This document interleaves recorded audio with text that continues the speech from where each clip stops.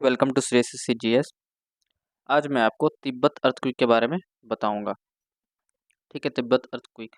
और जैसे कि अभी करंट में ये तिब्बत अर्थक्वेक हुआ है, तो इससे रिलेटेड एग्जाम में कैसे क्वेश्चन पूछे जा सकते हैं। जरूरी नहीं कि तिब्बत अर्थक्वेक से ही पूछे जा सके।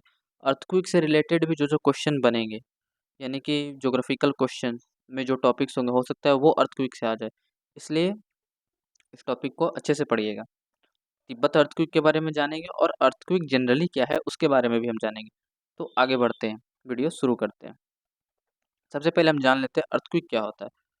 अर्थक्वेक को क्या क्या बोलते हैं। अर्थक्वेक को ऑल्सो क्वेक, ट्रिमोर और टेम्बलर भी बोलते हैं। ठीक है, ये है क्या।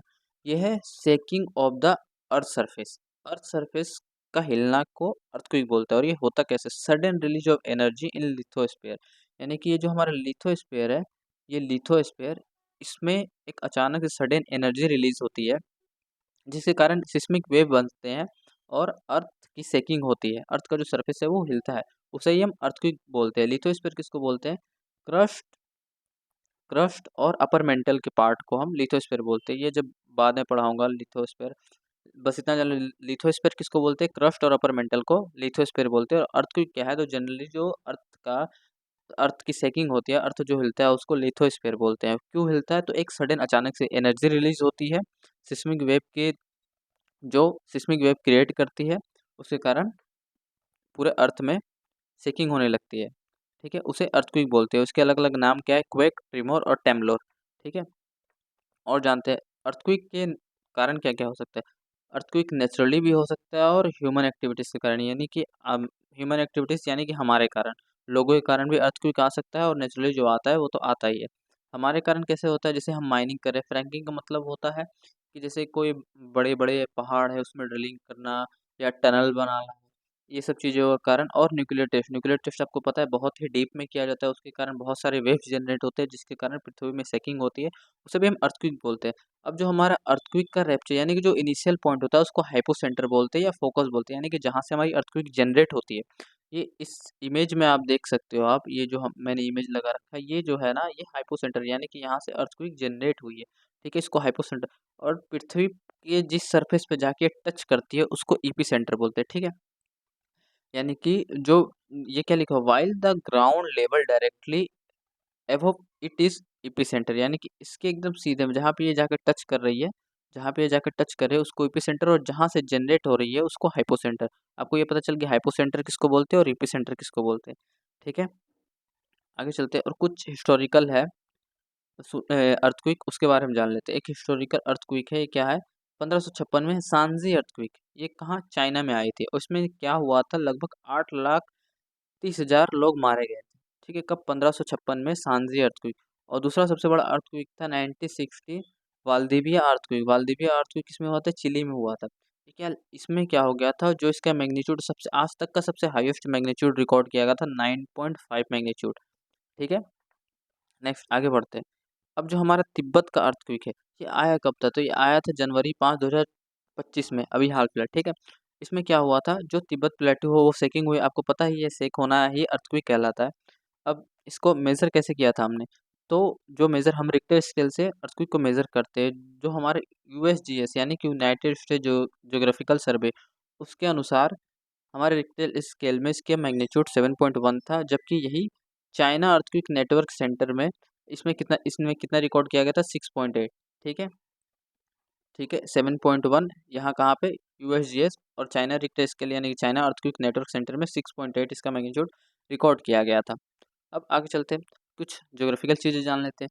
जैसे हमारा तिब्बत प्लेट्यू है, तिब्बत पठार, इसको क्या बोलते हैं, रूफ ऑफ द वर्ल्ड बोलते हैं। ठीक है, रूफ ऑफ द वर्ल्ड बोलते हैं। जो हमारा अर्थक्वेक है वो आया कैसे, जो हमारा क्या है, it is the one of the most seismically active region due to ongoing, यानी कि इतना ज़्यादा एक्टिव रीजन है। क्यों, तो collision of the Indian and Eurasian tectonic plates. इसके लिए आपको प्लेट टेक्टोनिक्स थ्योरी पढ़ानी पड़ेगी, तब आपको पता चलेगा कि जो हमारे ये पृथ्वी है, ये प्लेट के थ्रू बनी हुई है, और सब अलग अलग प्लेट आपस में जुड़ते हैं। तो इस इमेज में आप देख सकते हो, ये इंडियन प्लेट है, ये इंडियन प्लेट है, और ये यूरेशियन प्लेट है। तो इसके कारण ये दोनों जब आपस में टकरा रहे हैं, तो यहाँ पे जो हमारे हिमालय का फॉर्मेशन हो रहा है, तो इन दोनों के टकराने से ही यहाँ पे बहुत ज़्यादा ये सिस्मिकली एक्टिव है, इसके कारण ही यहाँ पे अर्थक्वेक आया है। ठीक है, तो दो प्लेट प्लेट टेक्टोनिक थ्योरी जब पढ़ाऊंगा तो आपको पता चल जाएगा ये होता कैसे है। बस अभी इतना जान लीजिए, जो इंडियन प्लेट और यूरेशियन प्लेट टकराने के कारण ये अर्थक्वेक आया है। ठीक है, ये अर्थक्वेक आया है। आगे चलते हैं। अब क्या है, अर्थक्वेक का एपी सेंटर क्या है? अर्थक्वेक का एपी सेंटर क्या है? सिगस्ते। ठीक है, सिगस्ते इसका एपी सेंटर है। और ये कितने पे हुए थे, इसका डेप्थ क्या था? तो 10 किलोमीटर। 10 किलोमीटर, ये आपको लग रहा होगा 10 किलोमीटर बहुत गहरा है, लेकिन ये बहुत गहरा नहीं, बहुत ही सैलो है। बहुत ही सैलो यानी कि लगभग बहुत ऊपर है। इसके कारण बहुत ज़्यादा डिस्ट्रक्शन हुआ है। और डिंगरी में, ठीक है, लगभग approximately 62,000 people experience extreme weather condition, यानी कि वहाँ का वेदर कंडीशन बहुत ही खराब है। लगभग आप देख सकते हो -18 डिग्री सी ड्यूरिंग डिजास्टर, यानी कि जब ये डिजास्टर हुआ था उस टाइम टेम्परेचर -18 डिग्री सी था। तो लोग कैसे उन्होंने सर्वाइव किया होगा, उन लोगों के लिए कितना प्रॉब्लम हुआ होगा। अब इसके इम्पैक्ट क्या क्या है?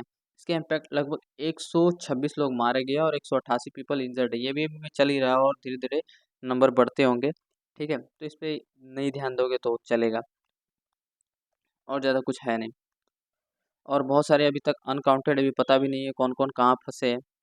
ठीक है, अब हमें मदद कहाँ कहाँ से मिले, तो चाइना ने अपने 10,000 सोल्जर्स इमरजेंसी वर्कर्स क्या है इसमें डाले हैं, असिस्ट टू रेस्क्यू ऑपरेशन करने के लिए 10,000 सोल्जर्स भेजे हैं। और इंटरनेशनल एजेंसी रेड क्रॉस और यूनिसेफ, ये दोनों क्या है, ये एनजीओ है, इन्होंने अपने तरफ से मेडिकल फैसिलिटीज़ और फूड सप्लाईज दी है, और टेम्प्रोरी शेल्टर्स। ठीक है, और नेबरिंग कंट्रीज इनकी क्या क्या है, जो तिब्बत, उनकी नेबरिंग कंट्रीज इंडिया, नेपाल और भूटान, इन लोगों ने भी अपनी तरफ से मेडिकल टीम्स और जो भी फूड चेन सप्लाई जो भी हो सकती है तो अपनी तरफ से मदद कर रहे हैं।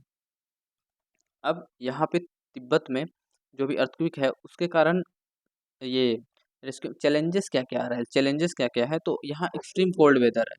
इसका वेदर क्या है, एक्सट्रीम कोल्ड वेदर है, जिसके कारण प्रॉब्लम ये हो रही है कि जो छोटे छोटे गांव है वहाँ क्या हो गया, लैंडस्लाइड हुई है बहुत ज़्यादा, अर्थक्वेक के कारण लैंडस्लाइड हुई है, वहाँ एक्सेस करना मुश्किल हो गया, इनएक्सेसिबल हो चुका है वो सब चीज़ें, वो सब जगह है। तो क्या हो रहा है, हमें बहुत सारी प्रॉब्लम्स आ रही है उनको रेस्क्यू करने में। और वेदर भी बहुत कोल्ड है तो बहुत सारी वो भी प्रॉब्लम आ रही है इतने कोल्ड वेदर में रेस्क्यू करना। और क्या है, कम्युनिकेशन का प्रॉब्लम है, ये अर्थक्वेक के कारण बहुत सारे टेलीकम्युनिकेशन का प्रॉब्लम आ रहा है, वो आपस में टीम कांटेक्ट नहीं कर पा रही है, जिसके कारण रेस्क्यू करने में प्रॉब्लम हो रहा है। अब ये अर्थक्वेक तो आ गया, अब इसके लिए हमें प्रिपेयर कैसे रहना है, क्या है, हमें अर्थक्वेक रेजिस्टेंस कंस्ट्रक्शन, यानी कि जितने घर या जितने बड़ी बड़ी बिल्डिंगें बनती है उसे अर्थक्वेक रेजिस्टेंट बनाना है। ठीक है, अर्थक्वेक रेजिस्टेंट घर कैसे, जैसे जापान वापान में देखे होगे, ये एक बिल्डिंग है ना, तो ज़मीन के नीचे जब इनकी नींव देते हैं, इसके साथ एक स्प्रिंग लगा होता है। ठीक है, तो जब शेकिंग या अर्थक्वेक आते हैं ना, तो ये जो स्प्रिंग है ये इस शेकिंग को ऑब्जर्व कर लेते हैं और बिल्डिंग को गिरने से बचाते हैं। तो इसे क्या बोलते हैं, अर्थक्वेक रेजिस्टेंस कंस्ट्रक्शन। इस तरह से हमें कंस्ट्रक्ट करना चाहिए सारी बिल्डिंग। और स्टेबलाइज मोर रोबस्ट अर्ली वार्निंग सिस्टम, यानी कि हमें ज़्यादा से ज़्यादा अर्ली वार्निंग सिस्टम स्टेबलाइज करने चाहिए, ताकि हमें पहले से पता चल सके जितना जल्दी हो सके कि अर्थक्वेक यहाँ आ सकता है, और उसके पहले जितना प्रिपेयर हो सके हम प्रिपेयर हों। और क्या, increasing awareness and training program for local population, यानी कि जो लोकल पीपल्स है उनको बताना है कि कैसे अगर अर्थक्वेक आता है तो हमें बचना कैसे है, कैसे सेफ शेल्टर में जाना है, कैसे खुले मैदानों में ज़्यादा जाना है, ये उन्हें हमें प्रिपेयर करना है। ठीक है, तो इस तरह से हमें काम करना है। तो तिब्बत अर्थक्वेक के बारे में बता दिया। इससे रिलेटेड अर्थक्वेक से जो जो क्वेश्चन पूछे जा सकते हैं, अर्थक्वेक क्या है, उसको क्या क्या बोलते हैं, ये सब आप देख लेना एक बार और याद रख लेना, जिससे क्या होगा आपके एग्ज़ाम में ये हेल्प करेगा, क्योंकि ये करंट में ये कंडीशन हुआ है, मैं यानी कि करंट में ये चीज़ें हो रही है, लेकिन इससे रिलेटेड क्वेश्चन पूछ, ज़रूरी नहीं कि तिब्बत अर्थक्वेक से पूछे कि तिब्बत अर्थक्वेक कहाँ हुई थी, क्यों हुई थी, इसका मैग्नीट्यूड कितना था। जबकि ये आपसे ये भी पूछ सकते हैं कि अर्थक्वेक क्या है, उसके नाम क्या क्या है, ऐसे करके पूछ सकते हैं। ठीक है, तो अगर आपको ये वीडियो अच्छी लगी हो, इसको लाइक करें और शेयर करें और सब्सक्राइब कर लें।